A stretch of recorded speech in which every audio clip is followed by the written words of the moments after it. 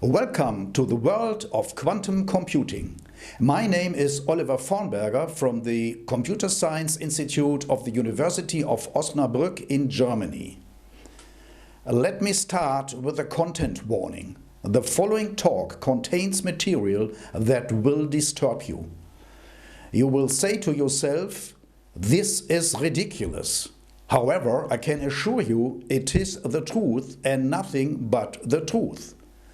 And maybe at the end of the talk you will think, now I get it. But be careful what you wish for, because there is a statement from Richard Feynman, Nobel Prize winner in physics, who said, "If you think you understand quantum mechanics, then you don't understand quantum mechanics." So let's go back in time to 1610, where Johannes Kepler published his 3 laws of planetary motion. First, the Earth moves on an ellipse around the Sun, with the Sun in one of the focal points. Second, equal-sized areas are swept in equal times. So the Earth, when it approaches the Sun, picks up some speed, and at the other end it slows down. And thirdly, for each 2 planets, the squares of their orbital periods behave like the cubes of their semi-axis. So why do I tell you this? Well, physical processes in the world at large can be described by mathematical formulas.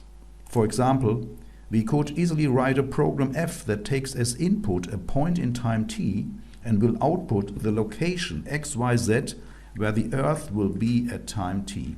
By the way, little anecdote on the side. During the years where Kepler hatched these ingenious formulas, he was pretty much tied up for the preparation of an important court hearing. His mother sat in prison because a neighbor had accused her of witchcraft. So do not ever complain about your working conditions again. Now let's go from the macrocosm to the microcosm. In the middle of the atom we have the atomic nucleus, in the simplest case consisting of 1 proton. And then we have 1 electron rushing around the outside.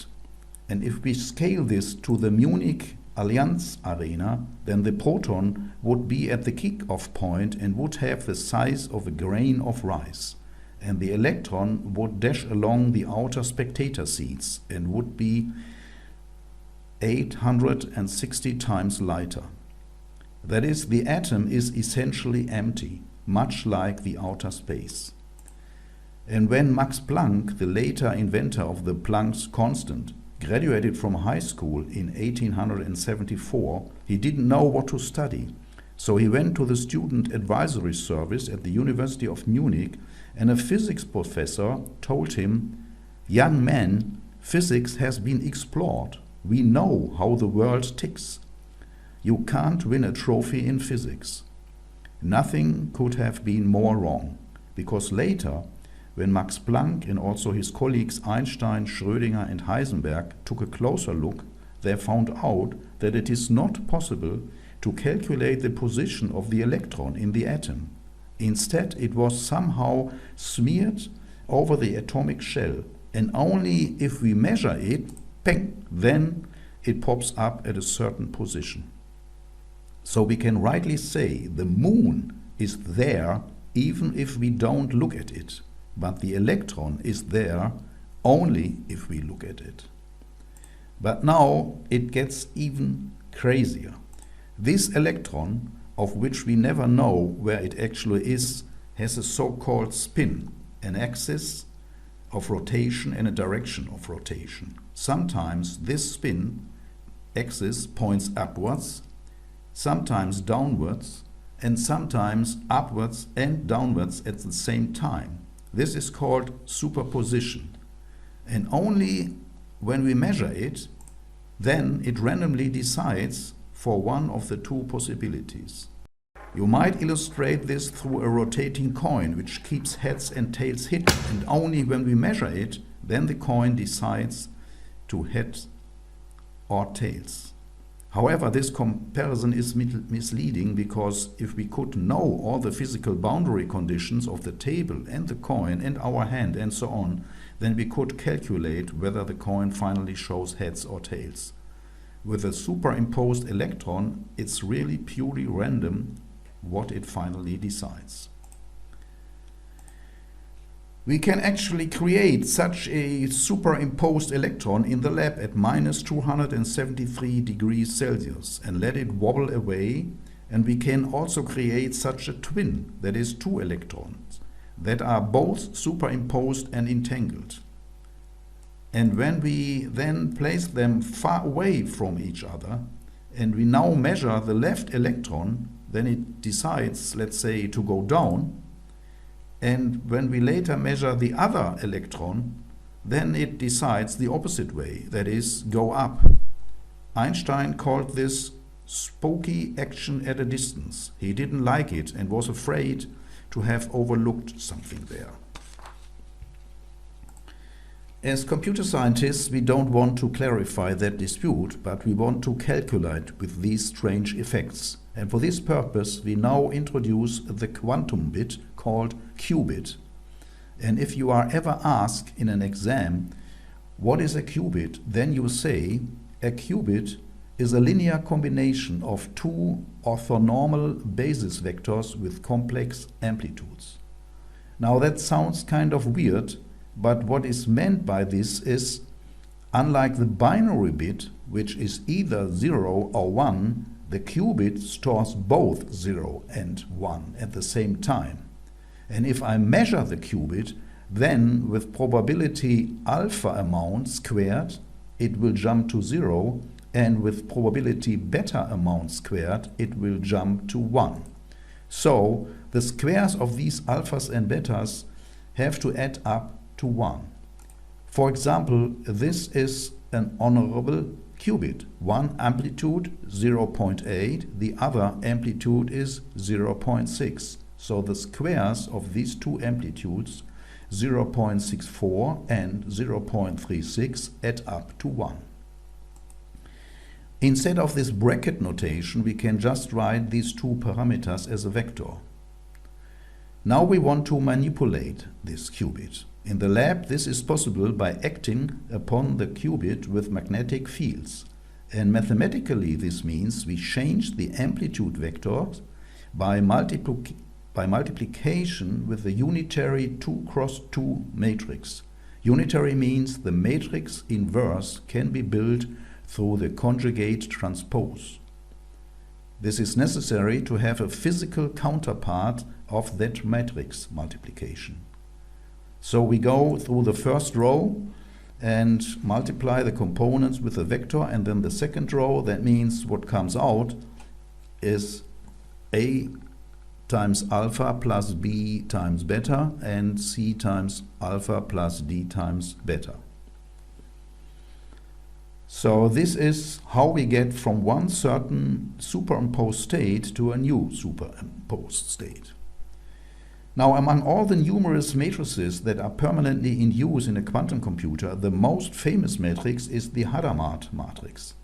If we feed it with a constant 0, here you see 100% 0 and 0% 1, the result is this. And this is just a 50-50 qubit. When we measure it, it will jump to 0 with 50% probability and jump to 1 with 50% probability. And this is what the graphical symbol looks like when we put gates together to form a circuit. Now let's put two qubits next to each other. That is, we now build a register. That is, one qubit has the parameters alpha and beta, and the other gamma and delta. Now, of course, we simply have to multiply each with the other, which means that we now get a sequence of 4 possible outcomes, and these 4 possible outcomes have 4 amplitudes where the squares have to add up to 1.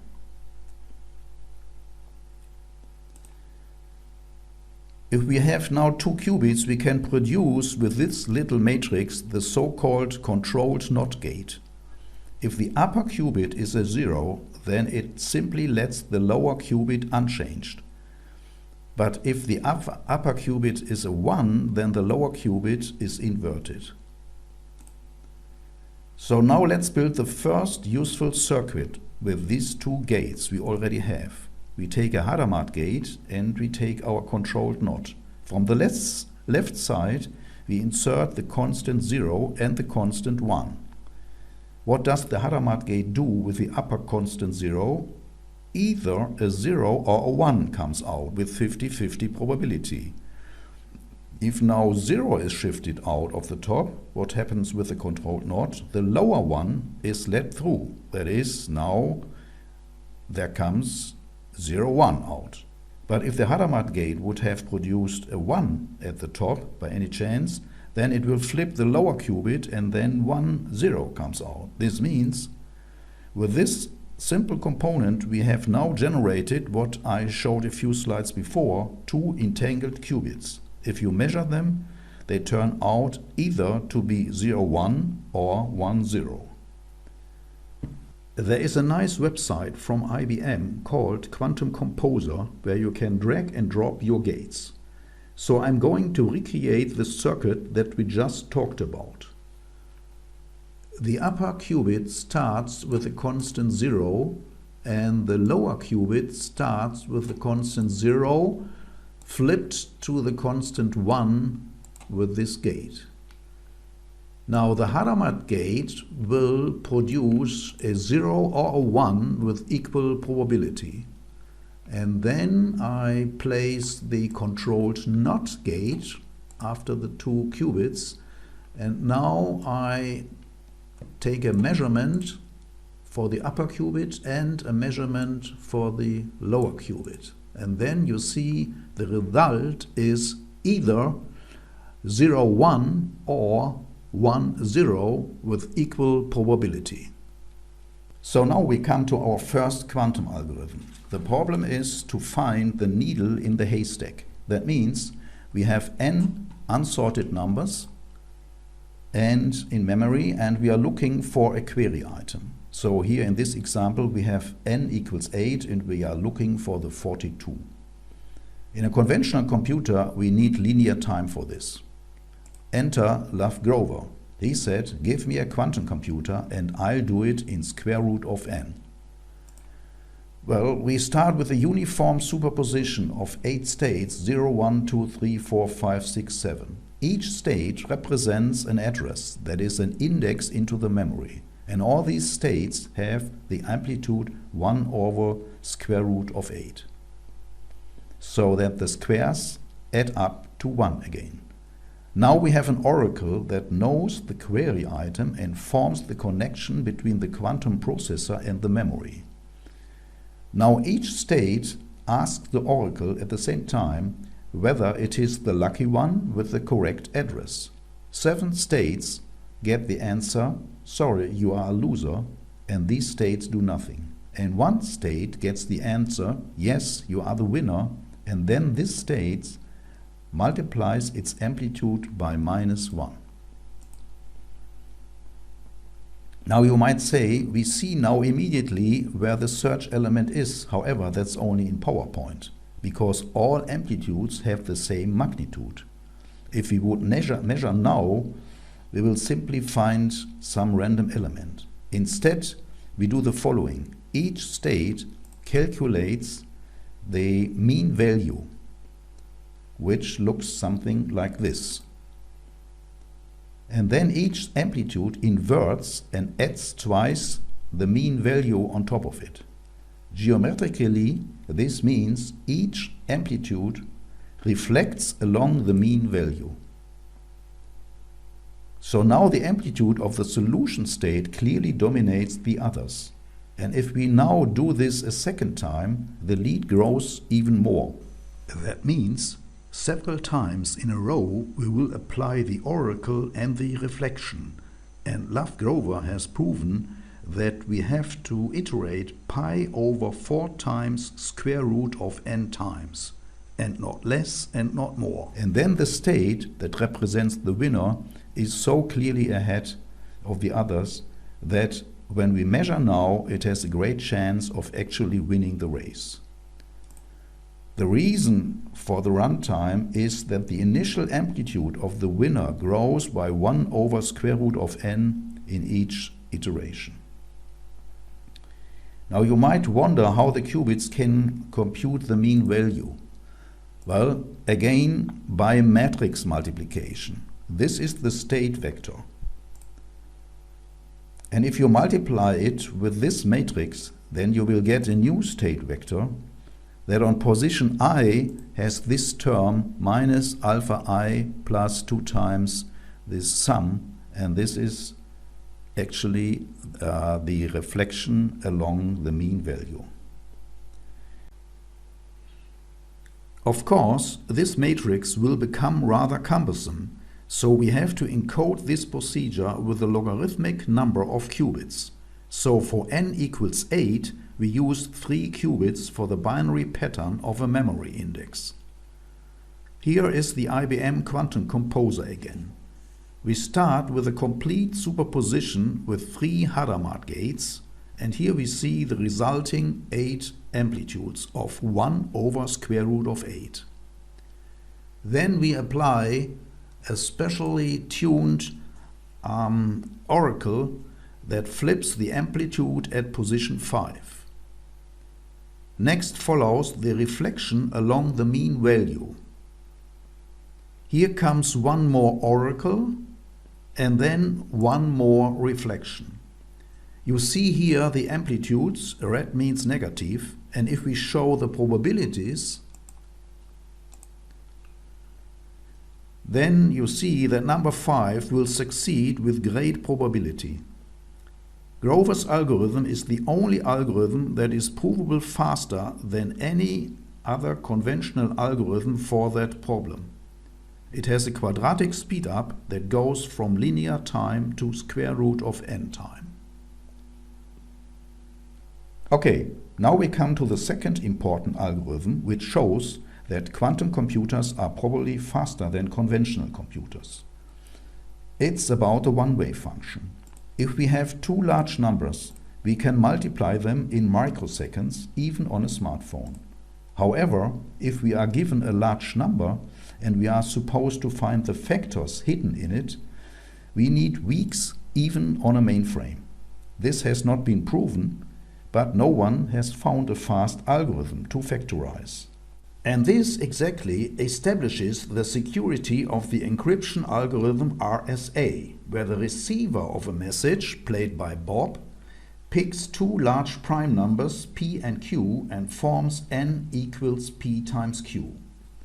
He then constructs 2 numbers e and d with a certain number-theoretic relationship. Then he publishes n and e. Now the sender of the message, played by Alice, encrypts her text x by x to the power of e modulo n. The chiffre y is then sent to the receiver, and the receiver decodes this message by y to the power of d modulo n. The spy, who is eavesdropping on the line, knows n and e and y, but to decode he has to construct d, and that requires to find the hidden factors p and q in n. Factorizing is something that we can only do in exponential time right now, because we have to try all possibilities. And if n consists of several hundred digits, we need years to do it. Enter Peter Shor, American mathematician. Already in 1994 he said, "Give me a quantum computer and I'll do it in polynomial time." So, may the number n be given. We first pick at random a number a smaller than n and verify that it is not a divisor of n. We then compute the period of a, that is, the smallest number x, such that a to the power of x modulo n starts to repeat itself. Say n is 15 and we pick a as 7. We now compute 7 to the power of 0, of 1, of 2, of 3, of 4, and voila! Here it starts all over again. So 4 is the period. Number theory tells us that one of these two greatest common divisors will likely be different from 1. Try a to the power of p over 2 plus 1 and n. That would be greatest common divisor of 50 and 15, and that would be 5. And then try greatest common divisor of a to the power of p over 2 minus 1 and n. So that would be greatest common divisor of 48 and 15, and that would be 3. If both tests fail, you have to start all over again. But with high probability, after a few iterations, you will find a factor of n, provided n is a composite number. That was well known since Euler, and what Shor did was to find a way to compute the period in polynomial time on a quantum computer, which involves a subroutine of a quantum Fourier transformation, which is far beyond my mathematical capabilities. Sorry about that. But in the year 2001, IBM said, okay, let's implement this idea, and they built a quantum computer with 7 qubits, and they put the number 15 in there, and they actually found out that the factors of 15 are 5 and 3.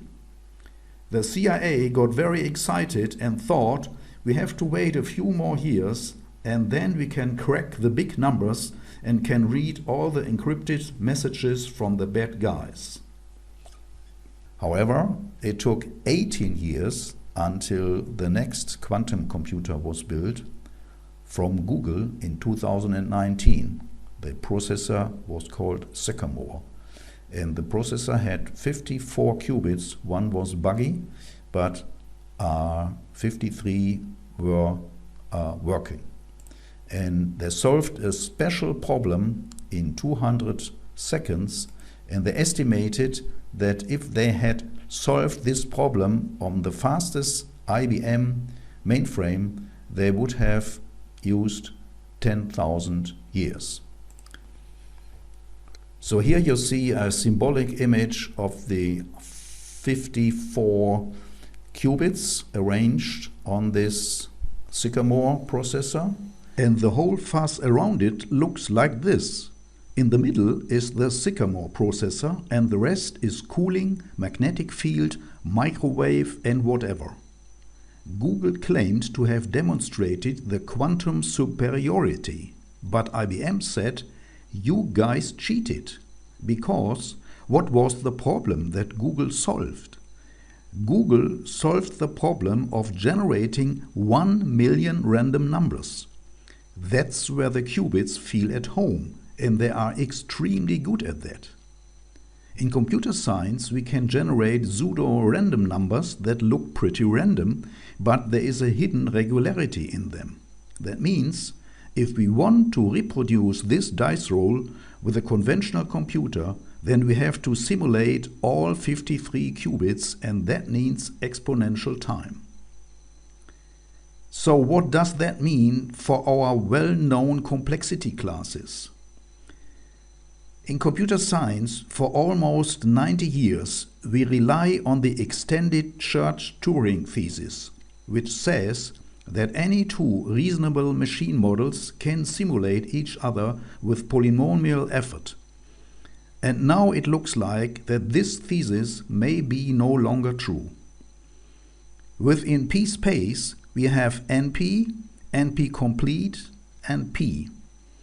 And here might be BQP, that is bounded error quantum polynomial time. That may go beyond P. On the other hand, since factorization is not known to be NP complete, BQP may not cover NP as a whole. So, many questions are still open, and the journey into the world of quantum computing has just begun.